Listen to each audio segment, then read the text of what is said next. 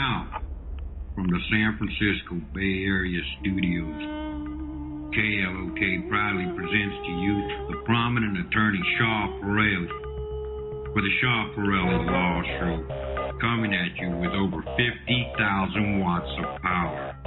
The Shah Peerally Law Show, where all your views matter.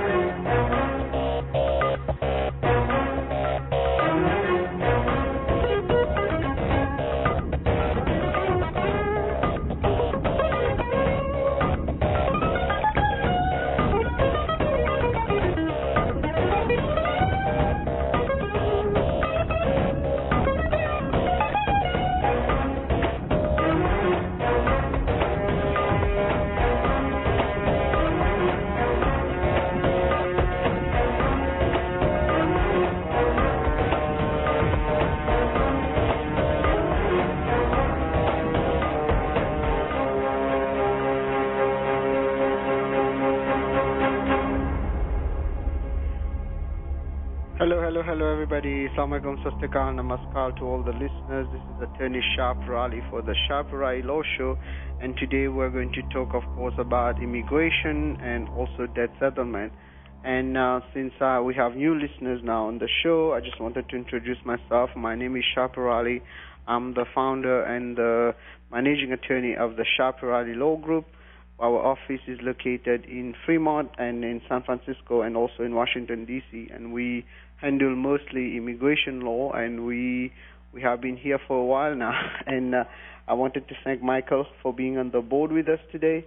And our website is attorneyonair.com or peerallylaw.com, and the number to our office 510-742-5887. And before I start, anything I'm going to tell you today is my opinion. You should not act or refrain to act solely on the information provided. You should contact an attorney if you have any questions. And today we have all the, I will ask Michael to let me know if there are any callers, but the number to the studio is 657-1170, 510-657-1170, 510-657-1170. And we are going. You can call live and ask any questions when it comes to immigration or debt settlement. I'll be glad to answer. So, ladies and gentlemen, first we will start talking a little bit about the visa bulletin. It just came out, the next visa bulletin for June 2018. No great movement. We saw now, if you look at the EB2 for India, it's moving to December 2008. And EB1 still backlogged now, January 2012.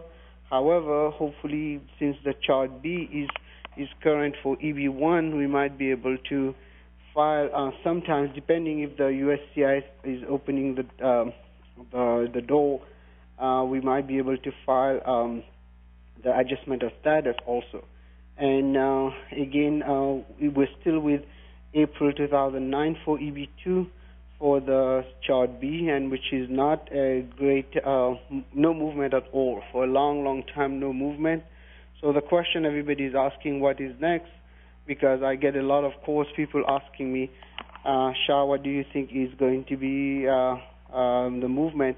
I don't see any big movement until maybe October of this year. We might see a jump, but the only good thing is that we didn't see any retrogression in terms of EB2, which is at least probably a little fine line. So hopefully in 1 month we should be able to move probably to January 2009 on EB2.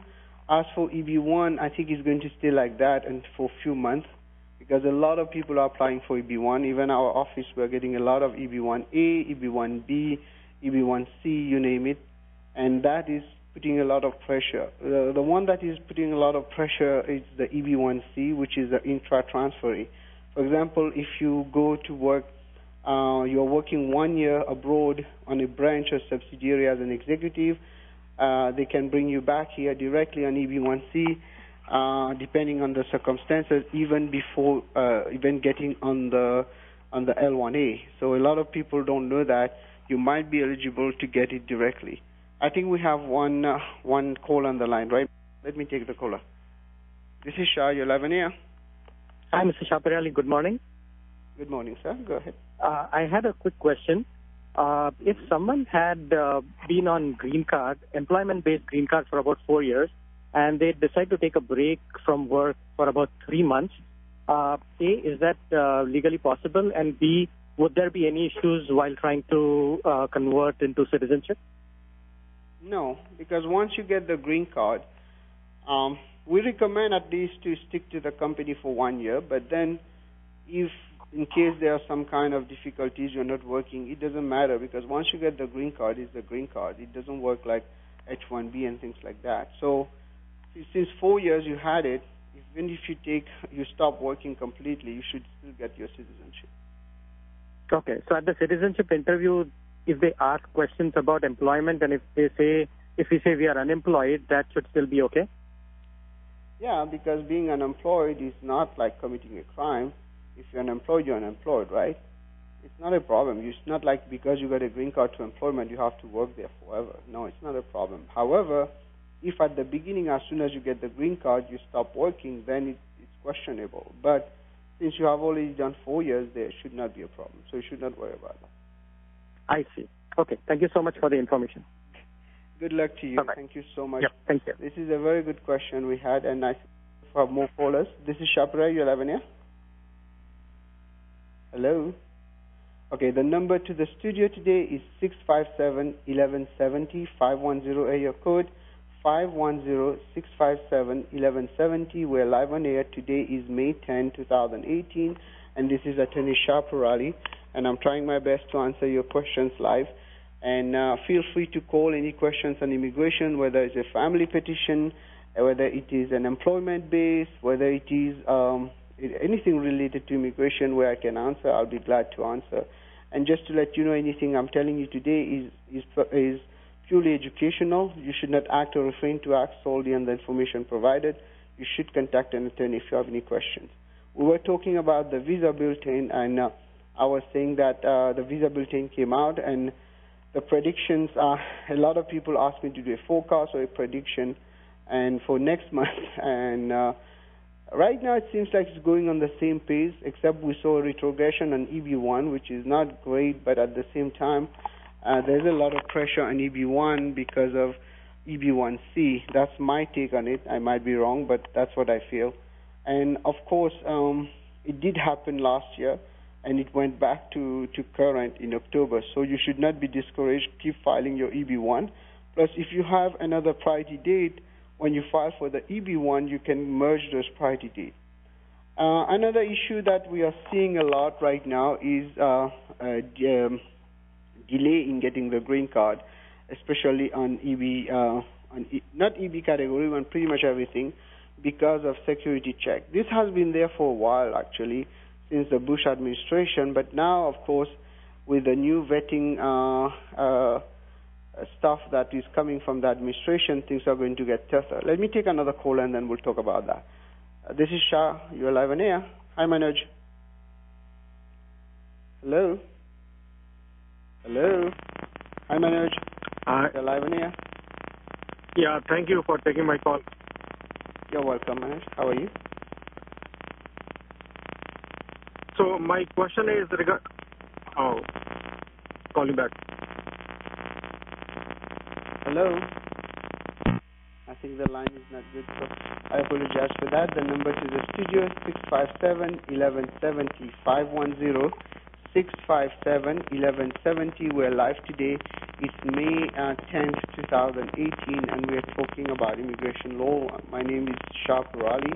I'm a lawyer licensed in California, dealing mostly with immigration law, including employment-based, including family-based, including asylum, you name it, VAWA, etc., etc. So I think we have another. Hello? Hi. Hello? Hello. Hi, Shah. Hi, how are you? Hi, Shah, I have 2 questions. Probably these are small questions only, so if you can answer that. Sure. One question is with respect to the H1 for my wife. So she has applied a H1, and last year it was picked also the lottery, but she got an RFE. and we have submitted the RFE. Again, there was some more questions came in the second RFE, and we were waiting for the. We were waiting for the. We have submitted the RFE, and we were waiting for the update coming from them. But meanwhile, she has to travel for some personal reason to India. And we checked with the person who has filed the H1, and they said that because the petition is pending with the UCIS, she is free to travel and come back. And it was a transfer from F1 OPT to H1.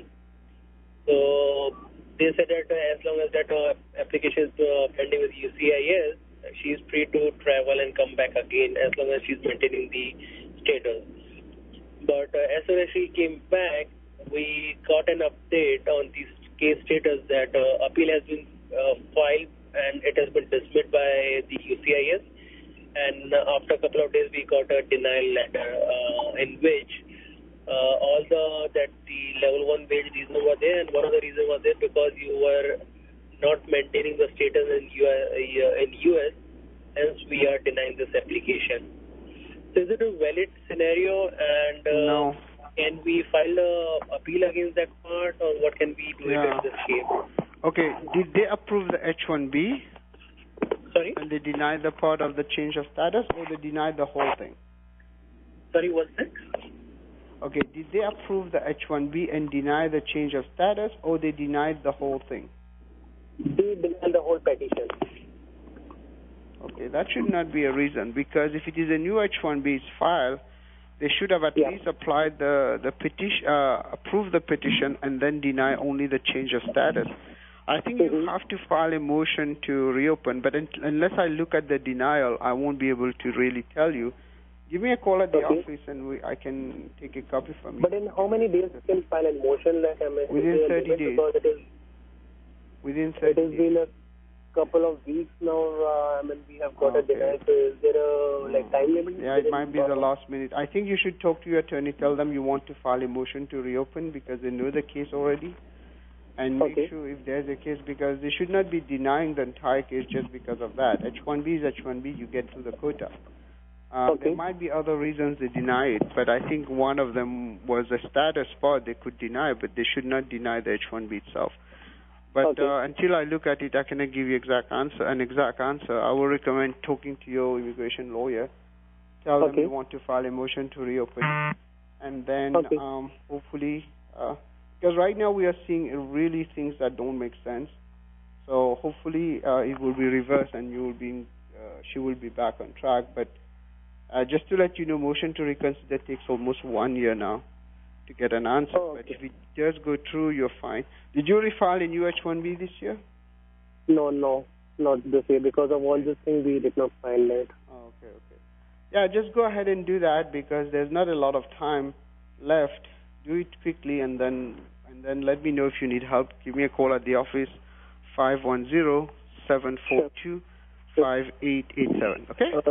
Shah, one more question if you can answer quickly. Quickly, Go ahead. I have someone else. Go ahead. Regarding this is regarding the green card. So let's say if a company file it on the EB2 for one person, and later on if it has to be converted into a EB1, is it possible to do that, and how does the priority date and everything work and how does it work, transfer from EB2 to EB1?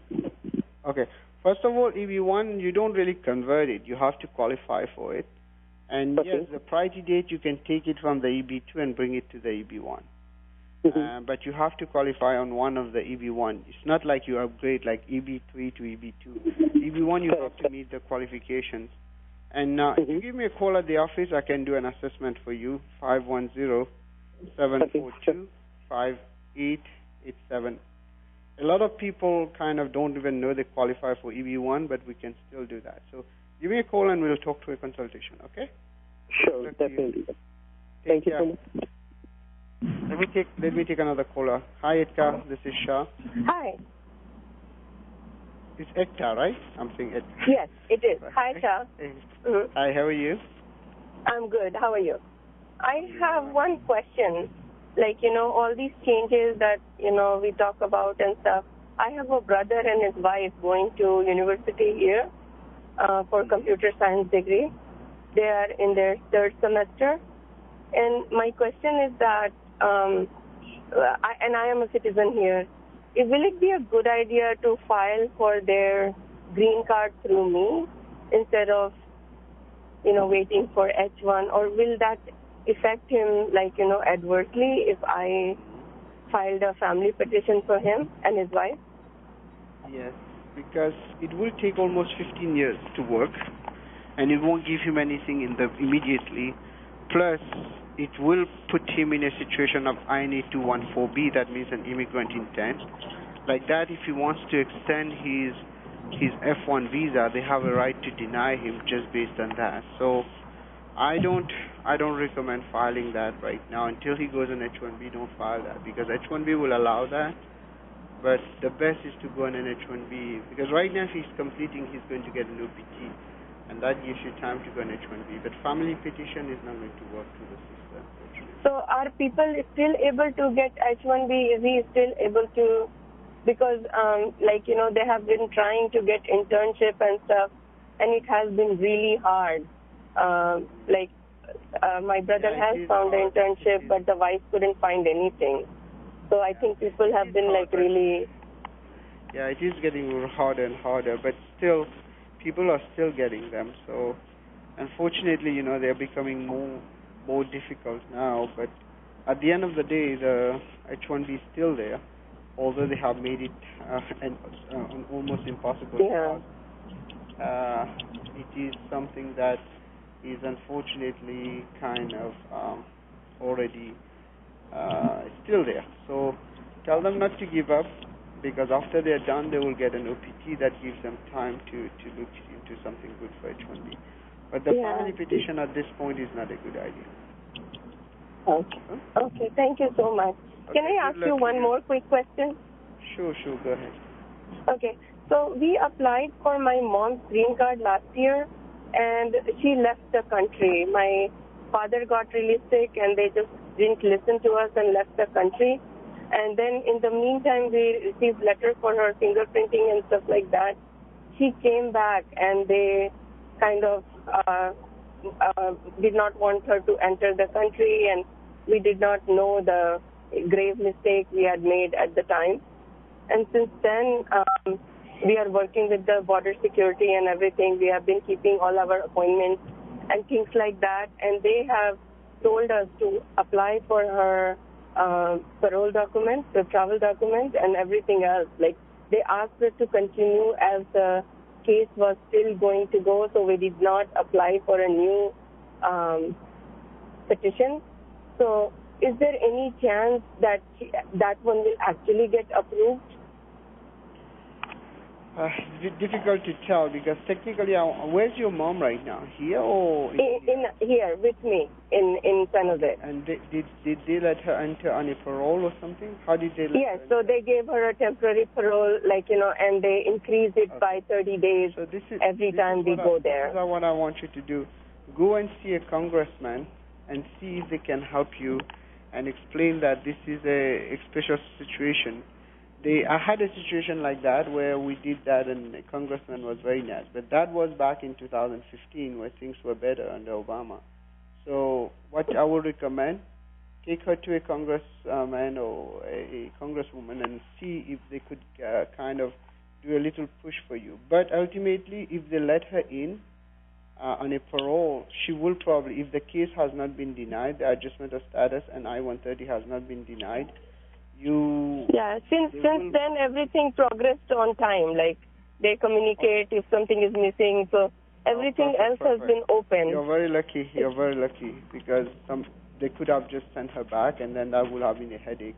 So I think just let it go. But if it is taking too long, it will take long now because of the leaving the country.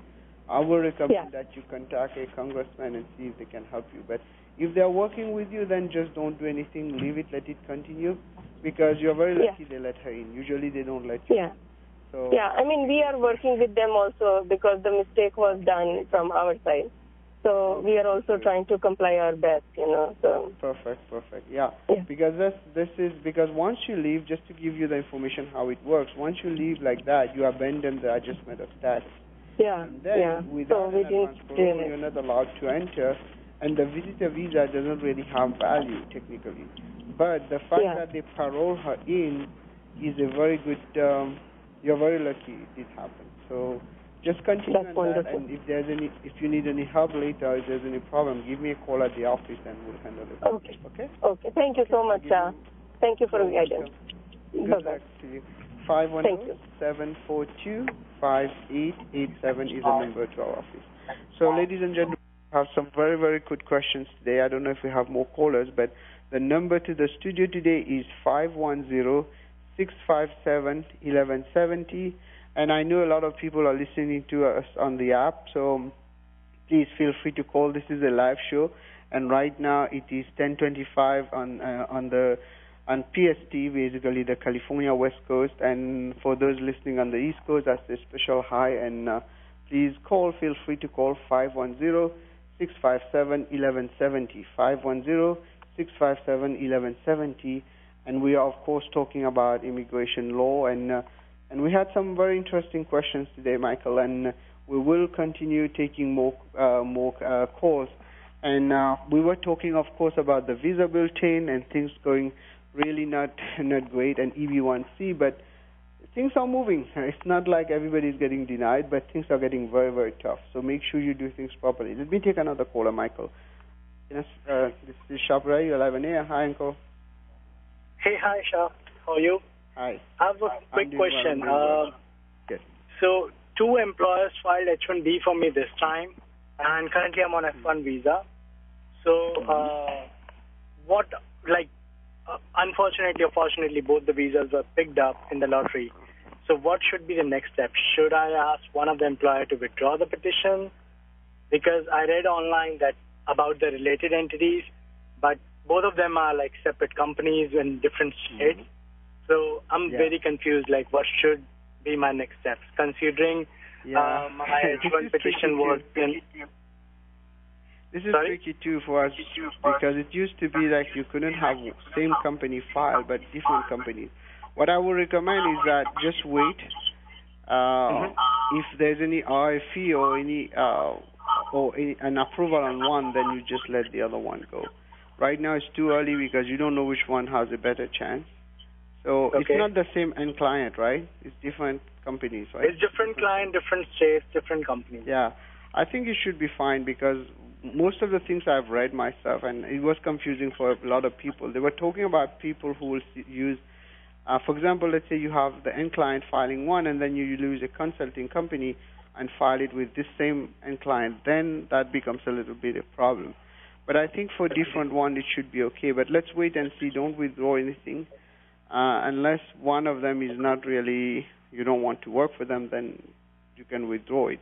But at this point in time, you don't know which one will be approved, so don't withdraw anything, okay? But like last time my H1 was denied, and I got to know about the results sometime in January. So it's not something that can be decided. Well, what you can do an assessment and see which company is stronger, and then withdraw that one. But so it's advisable to withdraw? You cannot withdraw. You have to ask the company to do that. Yeah, of course. So I'm just asking for your advice. Like in the current scenario where USCIS has been very picky, so is it advisable to withdraw one than to be in their eyes? Well, I don't know the answer because it has not happened before. All I know is basically in your case is different. You have 2 companies, and withdrawing one will not really make them not tax you with the same issue. They will say, oh, you already applied, withdraw or not, you did that. So it might not be helpful, especially you don't know which one will be approved. So you might want to wait a little bit and see how they are doing for other people. Then you can withdraw one, pick the one which is the best. But I cannot answer you that because this is a new thing that happened last year. And the years before, the only issue was one company could file 2 H-1Bs, but they never said you couldn't file multiple H-1Bs. But this year, from what I saw, they were talking about clients, people who are using the same end client and filing multiple H-1Bs. That's what they were talking about, kind of. Okay? Right, so USCIS, in general cases, send out the RFE first rather than just taking a decision? Well, they file, they will either file, if it is approved, they can send an NOID, and if not, they will send an RFE. But this is so new, there's no way I can really rely on something to tell you what to do next. But it might be, because the two companies are very different, so you don't want to lose on one. But what you can do if you want to be on the safe side, maybe you withdraw one, but pick the one which is the weakest. Okay. Then how long should I take to decide? I don't know that. What I will do is that I will wait a little bit, get feedback on forums, stuff like that. People might post what's happening to them. Then we will have an idea, because this is new. We don't know how they're going to treat this. Okay? Okay. Thank you so much. Good luck to you. This is news that are coming through. This is Shah Peerally live on air. Can I? Is this Prasad? Yeah. Prasad. So when I tuned in, you mentioned that EB1C is going slow or something. In that regard, I just wanted to find out what are the dates currently in Sanitary Field Office, and my 285 has been filed on October 17, 2017. No, I was not speaking about that. I was speaking about visa bulletin. That means getting the green card. But the EB1C usually take 1 month to 15 months to get approved anyway, because there's no premium in there. So you're still early right now. You'll probably get an answer around September, October.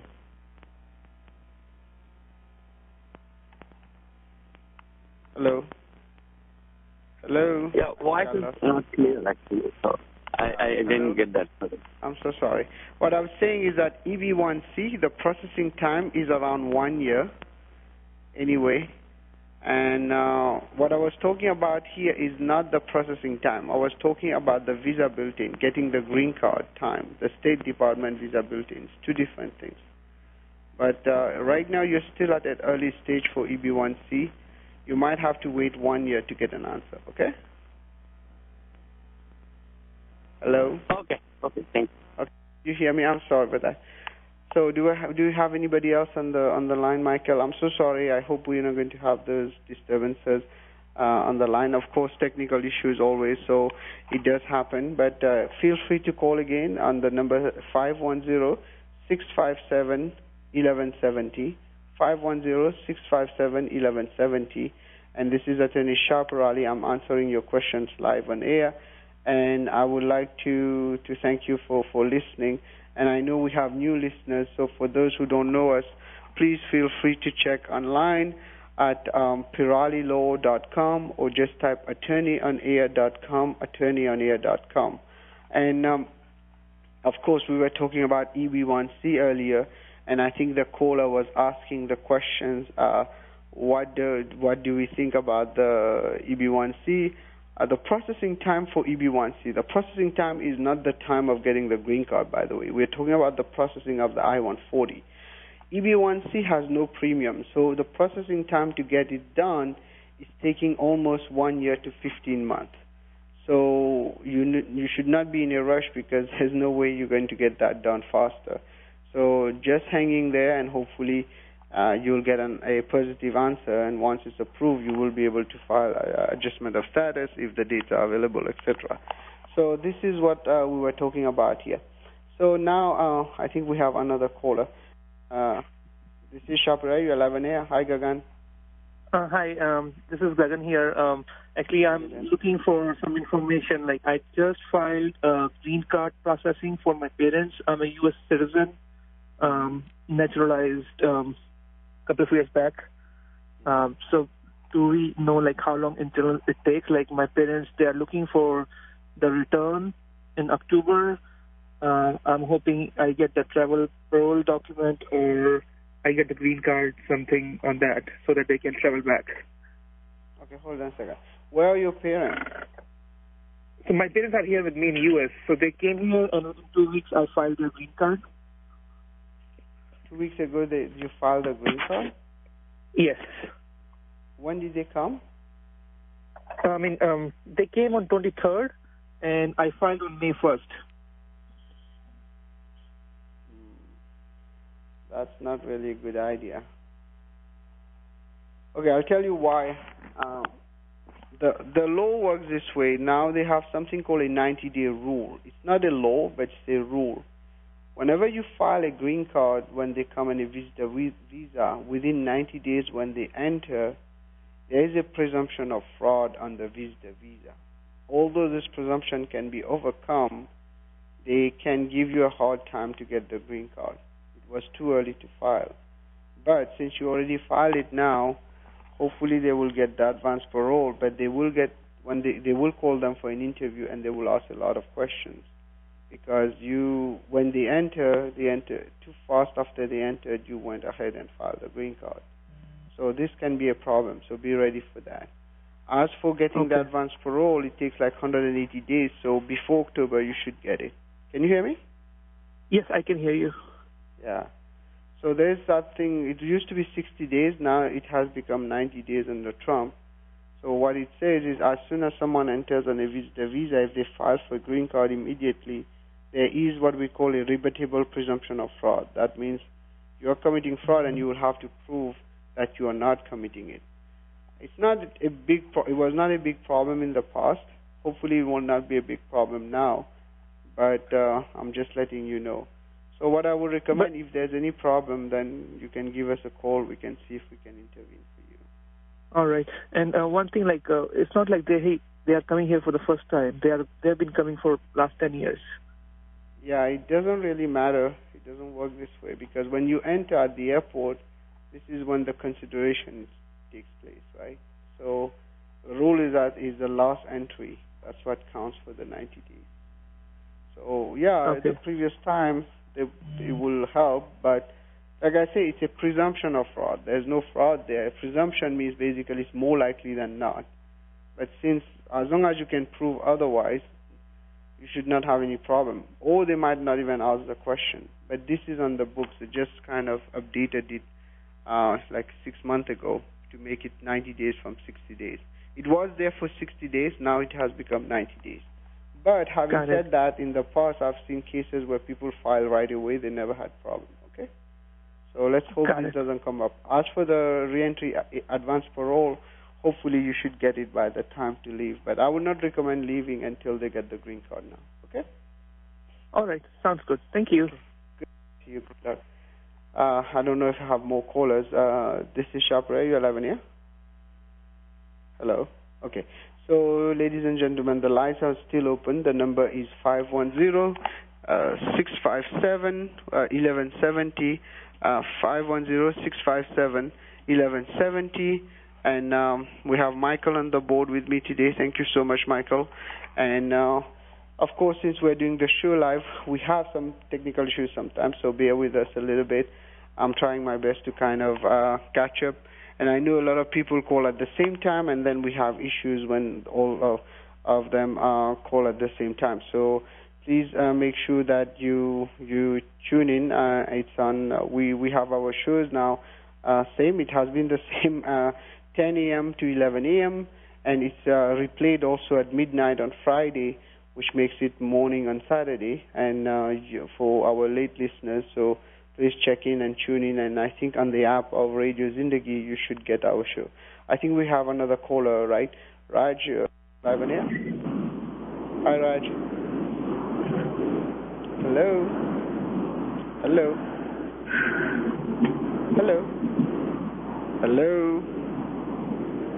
Michael, I cannot hear Raj, so might be some issues with it. Hello? We lost Raj. Hello? This is Shah Peerally. You're live in it. Hello? Hello? Hello? Okay, so... Hello? Okay. So, ladies and gentlemen, I think we lost Raj. I appreciate you. Please recall again, 510-657-1170, 510-657-1170. I wanted to apologize for the technical issues. So if you need any help, you can call at 510-6742-5887. And our website is attorneyonair.com, attorneyonair.com. A few things happening on the immigration side, of course.